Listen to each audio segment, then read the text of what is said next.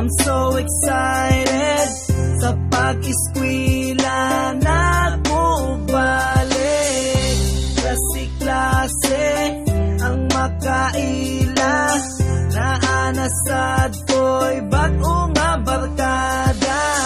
Tugdi na to kalimtan ng magtuon, huna-hunaon nga mo graduate tapuhon.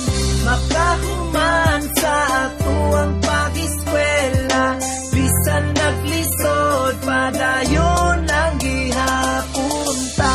Ready na sad ko nga mo eskwela, human sa mga bato na ko nga barkada. Ready na sad ko nga mo eskwela,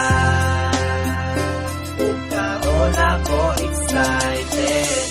Kadali ragyo di ay sa panahon, murag kagahapon, pamantong bakasyon, murag kaganiha, pamantong nagkita ta, samtang nagsaaray, sunod asa mga eskwela. Mapaliti na kung notebook apili, bagong nga sapatos para medyo okay, kay excited na ko sa kong pag-eskwela. Daghanasad ko anig makaila, bagong teacher, bagong mga classmate, bago pa man ang klase busa bawal lang malate. Kinsan na pud kahay crush na ko karon nga tuig, dapo-dapuan na sa tani ug tumas nga kili. Pero unsay mahitabo atong hunahon nga eskwela ang giani o para makaton. Nga pohon na to ang mapakita sa tanan-tanan, ug ma-proud sa ato-ato ang ginikanan.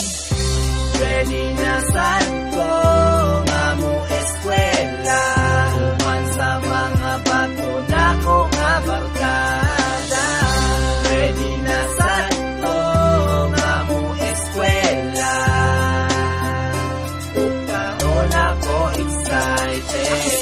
Gino Yura, bago nga kaklase, utokan gamay yung nagpuyo ko sa dibali. Di na nato hisgutan, basta karon ang importante. Balik na sad sa klase, so daghan na pud ko'y money. Naan na pud ko'y higalang, nga maila-ilang. Bago na pud ang trip, nga ato ang mahibalan. Tawagong badlungon sa ako, dili na lahi. Bagong chicks, nasadunta na akong makaila.